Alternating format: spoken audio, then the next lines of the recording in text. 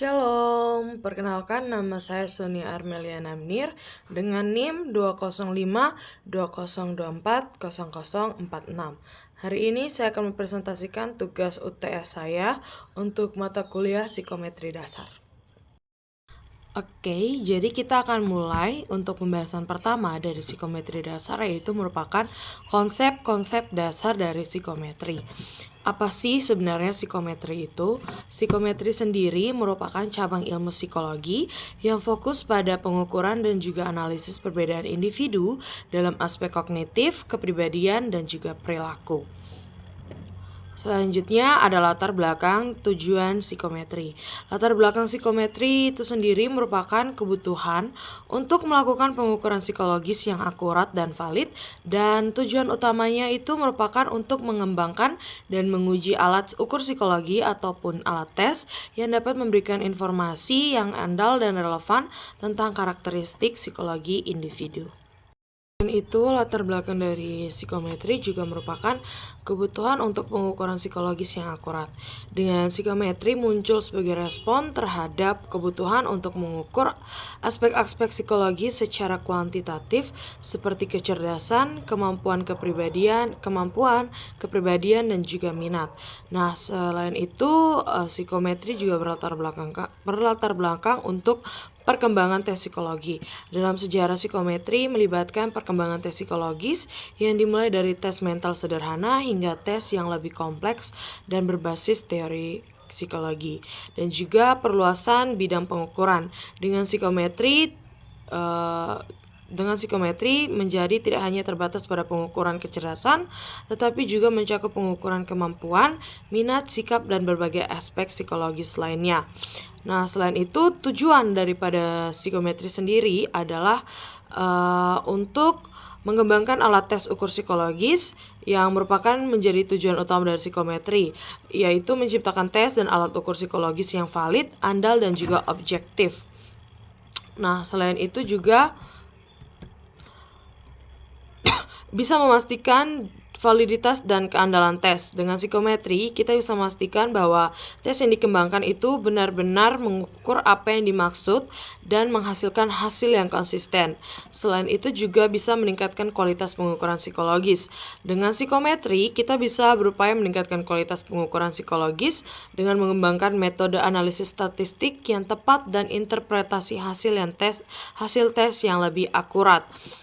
Psikometri juga bisa membantu kita untuk membuatkan keputusan yang lebih baik. Dengan mendapatkan informasi yang valid dan andal dari berbagai tes psikologis yang telah kita lakukan, itu bisa membuat kita membuat keputusan yang lebih tepat dalam berbagai bidang, contohnya seperti seleksi karyawan, konseling, dan juga pendidikan.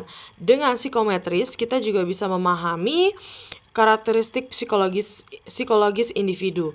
Dengan psikometri itu membantu memahami karakter psikologis seseorang secara lebih mendalam, sehingga kita dapat menggunakannya untuk memberikan bantuan yang lebih personal dan juga efektif.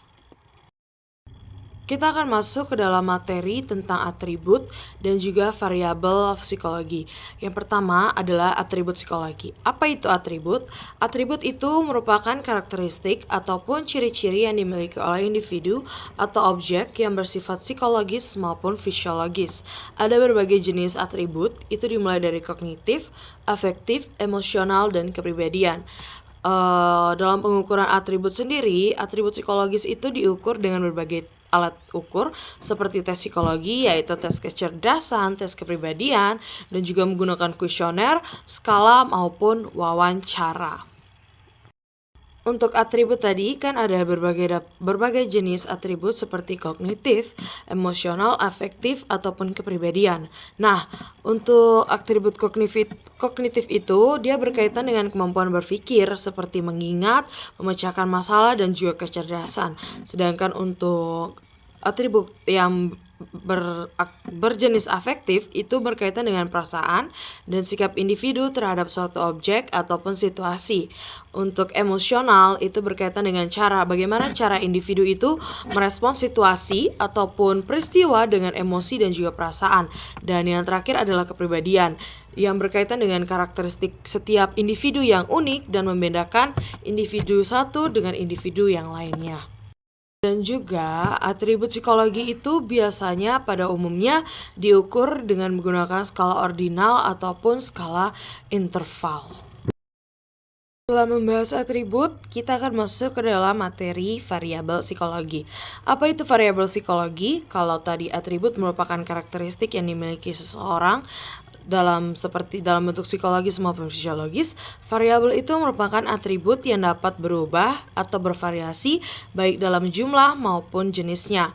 Nah, jenis-jenis variabel itu ada banyak seperti variabel bebas, variabel terikat, variabel laten, variabel manifest, dan juga variabel psikologis itu penting, sangat penting dalam penelitian untuk bisa menguji hipotesis, memahami hubungan antar gejala, karakteristik, dan juga perilaku manusia. Jadi teman-teman, atribut dan variabel ini merupakan dua hal yang berbeda. Jika atribut itu merupakan karakteristik ataupun ciri khas yang tetap dan khas dari seseorang, maka variabel itu merupakan ciri yang dapat berubah dan bervariasi antar individu ataupun dalam satu individu dari waktu ke waktu. Untuk pengukurannya sendiri seperti yang tadi sudah kita bahas, atribut psikologis itu dia bisa kita ukur menggunakan tes kecerdasan, kuesioner maupun skala pengukuran. Nah, karena atribut psikologis itu seringkali tidak memiliki satu ukuran yang baku, sehingga kita perlu mengembangkan alat ukur khusus untuk mengukur atribut tersebut. Nah, sedangkan variabel itu merupakan ciri atau karakteristik yang bervariasi ataupun dapat berubah-ubah. Nah, variabel sendiri itu dapat kita ukur menggunakan skala kuesioner, mengamati perubahan yang terjadi. Jadi contohnya jika kita ingin mengukur tingkat stres seseorang, kita bisa menggunakan skala. Terus kita ingin melihat motivasi belajar seseorang, kita bisa mengamati setiap proses perubahan motivasi belajar individu yang ingin kita amati dari waktu ke waktu. Selanjutnya kita akan membahas tentang karakteristik dari pengukuran. Karakteristik pengukuran psikometris sendiri adalah perbandingan antara atribut yang kita ukur dengan alat ukurnya. Dan hasil yang dinyatakan itu secara kuantitatif dan juga bersifat deskriptif. Jadi karakteristik pengukuran itu ialah perbandingan atribut dengan alat ukur. Artinya benda ataupun dimensi yang diukur merupakan subjek pengukuran dan objek pengukuran adalah dimensi yang diukur. Alat ukur hanya bisa diketahui apabila atribut yang hendak diukur telah kita ketahui lebih dahulu. Jadi kalau misalnya kita ingin mengukur sebuah kepribadian seseorang, alat tes yang harus kita gunakan adalah alat tes untuk tes kepribadian, bukanlah alat tes untuk tes kecerdasan. Kita akan masuk ke dalam karakteristik jenis-jenis variabel. Di sini saya membedakan beberapa jenis-jenis variabel berdasarkan posisi dan lain-lain. Jika berdasarkan posisi, variabel itu terdapat dua, ada variabel bebas ataupun variabel terikat. Yang sering kita kenal juga seperti independent variable dan juga dependent variable. Nah, variabel bebas itu merupakan variabel yang mempengaruhi variabel lainnya. Sedangkan variabel terikat itu merupakan variabel yang dipengaruhi oleh variabel bebas. Selanjutnya juga ada variabel yang dikelompokkan berdasarkan sifat. Ada variabel kualitatif, variabel kuantitatif, variabel dinamis, dan juga variabel statis. Untuk variabel kualitatif itu merupakan variabel yang mengambil nama atau label dan dapat dikategorikan. Untuk variabel kuantitatif itu merupakan variabel yang mewakili kuantitas yang dapat dihitung dan juga diukur. Itu contohnya seperti usia dan juga tinggi badan. Sedangkan kualitatif itu contohnya seperti jenis kelamin. Selanjutnya ada juga variabel dinamis yang merupakan variabel yang dapat berubah-ubah, dan variabel statis yang merupakan variabel yang bersifat relatif dan tetap. Selanjutnya juga ada variabel berdasarkan skala pengukuran. Ada variabel nominal yang dimana variabel ini dia menggambarkan kategori ataupun kelompok. dan juga variabel ordinal yang merupakan variabel yang menggambarkan urutan ataupun peringkat. Dan juga ada variabel interval, yaitu variabel yang jarak antara nilainya sama, dan juga variabel rasio yang merupakan variabel yang memiliki titik nol mutlak. Materi selanjutnya kita akan membahas tentang tes psikologi. Yang pertama, tes psikologi itu apa sih? Apa sih yang dimaksud dengan tes psikologi? Jadi tes psikologi itu merupakan suatu alat ataupun teknik pengukuran yang digunakan untuk membantu kita dalam mengukur dan juga memahami dan memprediksi perilaku. Nah, fungsi dari tes-tes psikologi itu adalah mengukur perbedaan antara individu-individu ataupun antara reaksi-reaksi individu yang sama dalam situasi yang berbeda. Yang selanjutnya akan kita bahas adalah jenis-jenis tes psikologi. Yang pertama adalah tes kepribadian, di mana dengan tes kepribadian ini kita dapat mengevaluasi sifat-sifat kepribadian seseorang seperti temperamen, gaya berpikir, dan juga berperilaku. Jadi dengan tes kepribadian ini kita bisa melihat kepribadian seseorang, yaitu bagaimana saat orang ini sedang marah, bagaimana cara berpikirnya, dan juga bagaimana dia berperilaku. Dan selanjutnya adalah tes kecerdasan. Tes kecerdasan sendiri, dengan menggunakan tes kecerdasan, kita dapat menilai kemampuan kognitif seseorang seperti bagaimana dia berpikir secara logis, bagaimana dia memecahkan sesuatu masalah. Dengan tes kecerdasan kita bisa melihat dan menilai kemampuan kognitif seseorang. Yang selanjutnya adalah tes kemampuan kognitif. Dengan melakukan tes ini, kita dapat menilai dan melihat kemampuan berpikir dan juga memproses informasi dari seseorang. Dan yang terakhir adalah tes proyektif yang menggunakan gambar ataupun stimuli ambigu untuk mengungkap perasaan dan pikiran seseorang. Kita akan masuk ke dalam materi selanjutnya, yaitu variabel. Nah, variabel sendiri dalam penelitian, variabel itu merujuk pada karakteristik, atribut, ataupun faktor yang dapat diukur ataupun diamati, baik yang dapat mempengaruhi hasil penelitian. Secara sederhana, variabel itu merupakan apa saja yang dapat berubah ataupun bervariasi yang menjadi fokus dalam penelitian. Nah, di sini kita akan membahas dua variabel, yaitu variabel laten dan juga variabel manifest. Variabel laten sendiri itu adalah variabel yang tidak dapat diukur secara langsung, tetapi kita bisa simpulkan dari pengukuran variabel lain yang dapat diukur. Jadi contohnya adalah seperti tadi, kita ingin melakukan sebuah tes kecerdasan. Karena kecerdasan itu tidak dapat kita ukur secara langsung. Kita tidak bisa melihat seseorang yang ada di depan kita dan kita menilai dia bahwa orang ini adalah cerdas. Kita tidak bisa menilai kecerdasan seseorang itu hanya dengan kita amati saja. Kita harus mengukur tingkat kecerdasan seseorang. Jadi kecerdasan sendiri itu bisa kita lakukan kecerdasan sendiri itu bisa kita ukur melalui tes IQ ataupun pengukuran kinerja kognitif lainnya. Jadi variabel laten secara singkat dan sederhana merupakan variabel yang tidak dapat kita ukur secara langsung, tetapi bisa kita simpulkan dari pengukuran variabel lain yang dapat kita ukur. Selanjutnya adalah variabel manifest. Variabel manifest sendiri itu merupakan variabel yang dapat diukur secara langsung, di mana besaran kuantitatifnya itu dapat kita ketahui secara langsung tanpa kita memerlukan interpretasi ataupun pengukuran tambahan. Dan juga variabel manifest itu merupakan variabel yang dapat kita ukur atau kita amati secara langsung. Berbeda dengan variabel laten yang membutuhkan indikator untuk mengukur keberadaannya, variabel manifest malah sering digunakan sebagai indikator untuk menguji variabel laten dalam sebuah penelitian.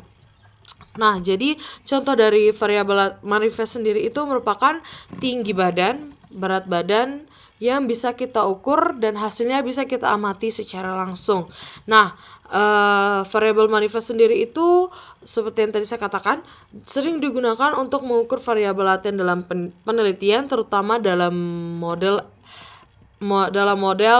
Structural Equation Modeling atau SEM. Next slide, kita akan melihat pengukuran variabel laten. Nah, pengukuran variabel laten ini melibatkan penggunaan indikator ataupun variabel yang dapat diukur untuk menyimpulkan nilai variabel laten yang tidak dapat diukur secara langsung. Kita akan melihat berbagai macam metode pengukuran dalam variabel laten. Yang pertama itu menggunakan metode skala Likert. Nah, skala ini menggunakan serangkaian pertanyaan dengan pilihan jawaban seperti sangat setuju, setuju, netral, tidak setuju, dan sangat tidak setuju. Jadi contoh pertanyaannya seperti ini.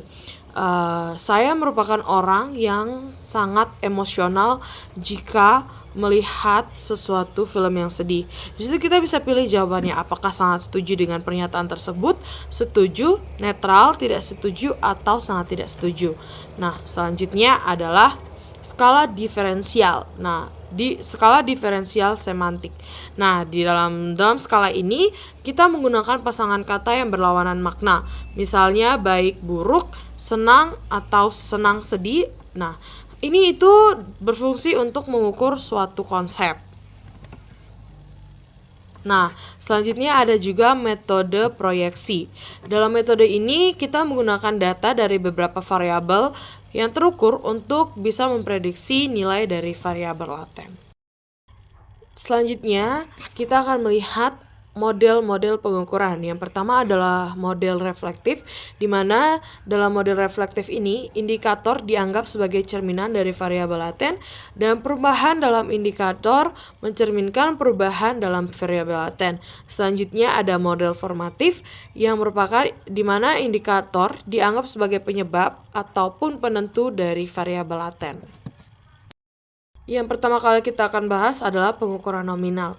Nah, pengukuran nominal ini merupakan bentuk paling dasar dalam skala pengukuran data, di mana data dikategorikan berdasarkan nama ataupun label tanpa urutan atau hierarki tertentu. Nah, jadi angka ataupun simbol yang kita gunakan dalam pengukuran nominal ini hanya sebagai label untuk mengidentifikasi kategori dan tidak memiliki nilai matematis ataupun urutan. Nah, dalam pengukuran nominal, dalam skala nominal sendiri, kita tidak melakukan perhitungan berdasarkan angka, karena angka yang terdapat dalam pengukuran nominal ini sama sekali tidak memiliki signifikan kuantitatif, dan juga pengumpulan skala nominal itu sering sekali dilakukan dengan cara mengajukan pertanyaan terbuka dan juga mengajukan pertanyaan dengan jawaban pilihan ganda yang nanti akan diberi label. Selanjutnya adalah pengukuran ordinal. Jadi pengukuran ordinal ini merupakan skala yang termasuk ke dalam skala pengukuran kualitatif. Nah, pengukuran ordinal ini menggunakan urutan tertentu guna memberikan peringkat dan juga afektif untuk data yang memerlukan urutan ketika kita melakukan evaluasi. Jadi skala ordinal itu mengukur data yang bersifat non-numerik dan nilai intervalnya itu tidak diketahui. Seperti contohnya, kita tidak tahu berapa jarak pasti antara survei pengalaman pelanggan yang sangat menyenangkan dengan agak atau tidak menyenangkan. Nah, contoh lain dari skala pengukuran ordinal itu adalah mengukur tingkat kepuasan. Misalnya, perusahaan menyebarkan suatu survei kepuasan pelanggan dengan pilihan tidak puas, cukup puas, netral, puas, dan sangat puas, ataupun setuju dan tidak setuju dan segala macam jenisnya. Selanjutnya yang akan kita bahas adalah pengukuran interval. Nah, pengukuran interval ini merupakan pengukuran dengan skala numerik di mana nilai-nilai yang berdekatan itu memiliki jarak yang sama dan diukur sepanjang skala. Contohnya, jarak antara 40 cm dengan 50 cm sama seperti jarak antara 60 cm dengan 70 cm.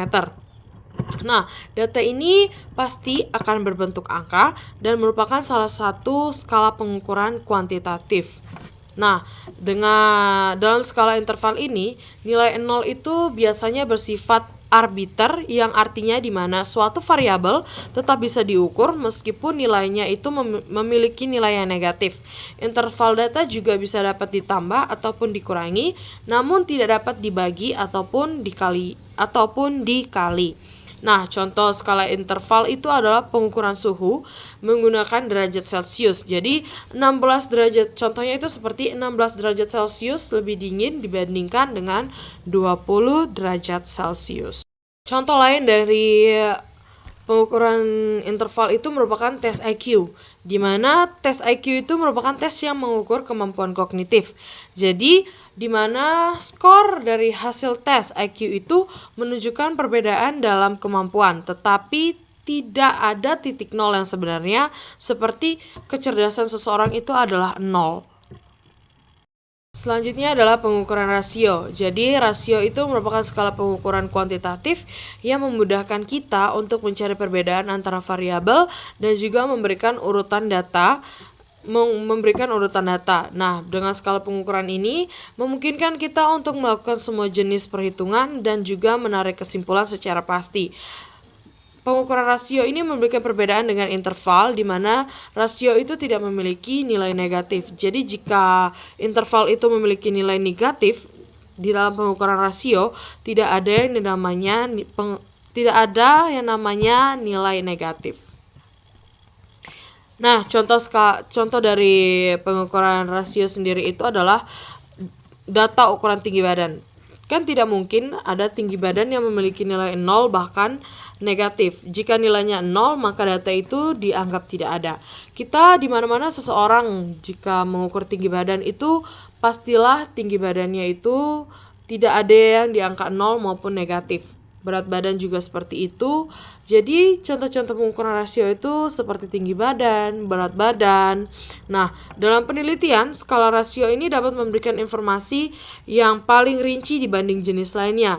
Ini dikarenakan peneliti dapat menghitung tendensi sentral menggunakan teknik statistika seperti median, modus, dan juga mean.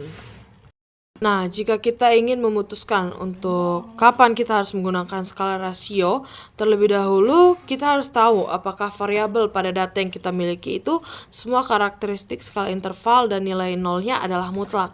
Karena salah satu karakteristik dari pengukuran rasio itu adalah titik nolnya mutlak. Jadi skala rasio memiliki titik nol yang benar-benar menunjukkan tidak adanya atribut yang diukur. Kita akan masuk dalam pembahasan terakhir, yaitu merupakan teori tes klasik. Nah, teori tes klasik ini merupakan pendekatan psikometrik yang digunakan untuk menganalisis, meningkatkan, dan juga memvalidasi penilaian. Teori ini mengasumsikan bahwa setiap skor yang diperoleh dari sebuah tes adalah kombinasi dari skor sebenarnya atau true score dan juga kesalahan pengukuran atau yang biasa disebut error. Nah, teori tes klasik ini bertujuan untuk meminimalkan kesalahan pengukuran dan juga memaksimalkan kesesuaian antara skor yang diamati dengan skor yang sebenarnya. Nah, teori tes klasik sendiri juga merupakan bentuk paling sederhana dari weak true score theory atau teori skor murni yang lemah. Teori tes klasik ini menjelaskan skor tes dengan mengajukan 3 macam konsep, yaitu test score atau yang sering disebut sebagai observed score, yang diterjemahkan sebagai skor tampak dan diberi lambang X, dan juga true score yang diterjemahkan sebagai skor murni dan diberi lambang T, dan juga error score atau skor kesalahan dengan lambang E. Kita akan lihat apa sebenarnya itu true score. Jadi true score atau skor kebenaran itu merupakan skor yang diperoleh dari jika seseorang itu tidak ada kesalahan dalam pengukurannya. Jadi true score itu didapatkan dari saat seseorang itu mengerjakan sebuah alat tes, dan saat mereka mengerjakan alat tes tersebut, kita tidak memperoleh kesalahan dalam pengukuran tersebut. Nah, selanjutnya juga ada kesalahan pengukuran, itu merupakan segala sesuatu yang selain skor sebenarnya yang mempengaruhi skor yang diamati. Nah, kesalahan ini itu dapat berasal dari berbagai faktor seperti kelelahan, kecemasan, ataupun ketidakjelasan soal. Sedangkan skor diamati atau observed score itu merupakan skor yang sebenarnya diperoleh dari tes, yang merupakan kombinasi dari skor sebenarnya dan juga kesalahan pengukuran. Model tes klasik ini merupakan sebuah model linear sederhana yang mempostulasikan bahwa observed test score atau skor tampak yang dicapai oleh seseorang testi dalam sebuah tes dapat diuraikan ke dalam dua laten variabel ataupun variabel laten atau variabel yang tak teramati, yaitu skor murni dan skor kesalahan, sehingga dapat dirumuskan secara sederhana, yaitu X sama dengan T ditambah E. Dalam praktik administrasi tes, kita hanya memiliki informasi tentang skor tampak, yaitu X, di mana skor total masing-masing testi dalam suatu tes, sedangkan dua unsur lainnya itu tidak kita ketahui karena bersifat laten. Kepentingan utama kita adalah mengetahui dua unsur tersebut, yaitu besar skor murni dan juga skor kesalahan. Jadi semakin besar skor murni atau sebaliknya semakin kecil skor kesalahan, berarti semakin skor tampak X itu mencerminkan abilitas atau atribut psikologis lainnya yang menjadi sasaran pengukuran. Sekian dari presentasi UTS saya hari ini tentang materi dari psikometri dasar. Semoga bermanfaat dan sampai jumpa.